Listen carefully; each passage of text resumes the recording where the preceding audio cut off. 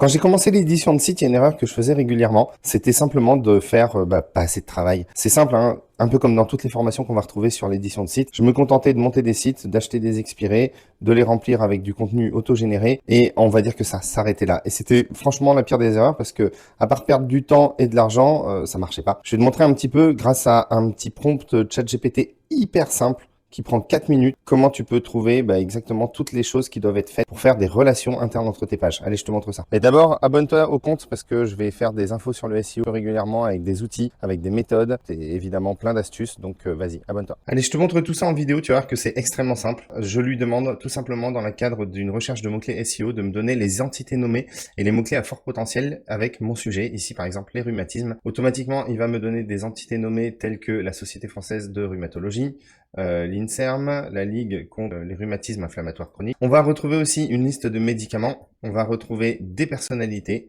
on va retrouver des pathologies avec l'arthrose, la goutte ou la fibromyalgie, qui sont autant de sujets qui sont en rapport avec les rhumatismes et qui doivent être traités dans ton cocon, on va dire. Alors, si on peut appeler ça un cocon. Mais en tout cas, si tu fais de l'édition de site et que tu as un site sur la médecine, comme c'est le cas pour moi, je trouve ça hyper intéressant de savoir qu'est-ce qui est en relation avec quoi grâce à ce genre de petites prompts. Tu vas retrouver des mots-clés SEO à fort potentiel avec traitement des rhumatismes ou même des mots-clés longue traîne, quelle alimentation contre le rhumatisme, la différence entre l'arthrose et le rhumatisme. Les plantes aussi, on va retrouver les huiles essentielles, les cures, bref, autant d'idées de sujets pour vraiment compléter ton... Ensuite, on va continuer comme ça, parce qu'il y en a beaucoup, les douleurs, la fatigue, les inflammations. Et à la fin, tu continues. Tu lui dis maintenant, donne-moi les relations, qui est en relation avec quoi, pourquoi, afin de faire mon maillage interne. Là, vraiment, il va pousser le truc avec les relations entre les différents types de maladies, auto-immunes, chroniques, inflammatoires. Qu'est-ce que touchent les rhumatismes, articulations, muscles, ligaments ou tendons, les relations, les causes et les effets. Et il va te guider tout seul, parce que à la fin, il te dit comment ça se manifeste, les causes, les facteurs, on continue, on descend. Et surtout, il te fait un petit cocon. Regarde-moi ça si c'est pas beau. Les rhumatismes, les symptômes, les types, causes, diagnostic, traitement, prévention, public ciblé. Là, tu as vraiment toutes les pages qu'il faut pour faire ton cocon rhumatisme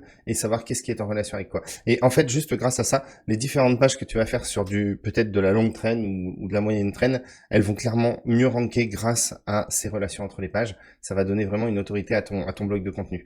Surtout à la fin, est-ce qu'il te demande si tu veux qu'il te le transforme en arborescence SEO? On va dire que oui. Et du coup, il va te dire la page pilier à faire, les pages secondaires. Si c'est il te propose, alors je lui ai demandé de me proposer si c'est des questions ou des titres directs. Donc il me propose les deux. Et il te dit qu'est-ce que tu vas faire sur le blog, qu'est-ce que tu vas faire sur le contenu. Bref, il n'y a plus qu'à. Donc là, tu vois, ça m'a pris 4 minutes. J'ai déjà une trentaine de contenus à faire sur ce sujet pour avoir vraiment de meilleures positions.